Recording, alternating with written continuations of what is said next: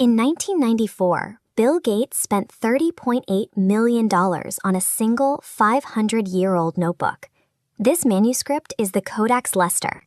Inside these pages are the structural blueprints for modern science and technology, mapped out in geometric sketches and handwritten notes centuries before the tools to build them even existed. We generally accept that powered human flight began in 1903, and functional helicopters didn't appear until the 1940s. Yet Leonardo da Vinci engineered functional models for these exact concepts, alongside armored tanks and 33-barrel organ guns, half a millennium earlier. This foresight stemmed from a mental operating system that modern education has largely abandoned. He drew highly precise, top-down city maps as if looking down through a satellite lens, centuries before airplanes or drones were possible. Today, we are trained to sort knowledge into strict, isolated boxes.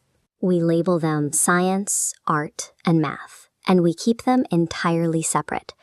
Da Vinci ignored those boundaries. To him, physics, poetry, and history were the exact same subject. By identifying the links between these boxes, he could use insights from one field to solve the seemingly impossible problems of another. If you want to reverse engineer how a bird flies today, you record it and watch the frames in slow motion. But how do you do that without a camera? Da Vinci would trap birds in cages, open the door, and mentally capture their wing movements microsecond by microsecond, sketching out the exact mechanics from sheer observation. His need for data pushed him to extremes. He would illegally unearth graves at night to observe exactly how human components are wired together. He produced 240 anatomical sketches. The internal muscle structures he mapped out here perfectly match modern X-ray imaging.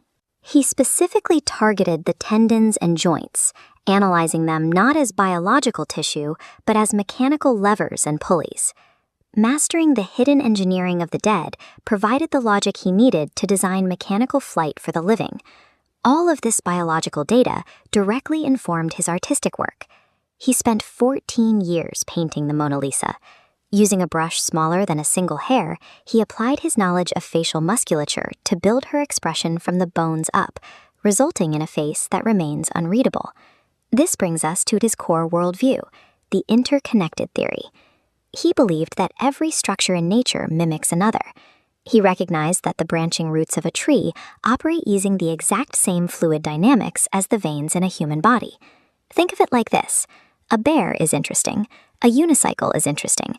But when a bear rides a unicycle, you get a completely new, highly profitable circus act. Forcefully merging two industries that society keeps separate results in a combination that cannot be replicated by staying in a single lane. This cross-pollination was driven by an agonizing, deeply uncomfortable level of curiosity, a physical requirement to grasp the mechanics of everything he encountered. Da Vinci used a specific cycle for this. Step 1. Obsessively write down the physical, micro-level details of the obstacle in front of you. Map out every single variable. Step 2. Walk away. Leave the project alone for days. This severs emotional bias and lets the subconscious brain process those variables in the background. And the final requirement, develop the resilience and cynical humor necessary to actively mock your own difficult circumstances. Implementing this 3-step cycle provides a repeatable framework for navigating creative or professional gridlock today. Da Vinci's legacy proves that the future is never invented from thin air. It is extrapolated from a hyper-awareness of the present.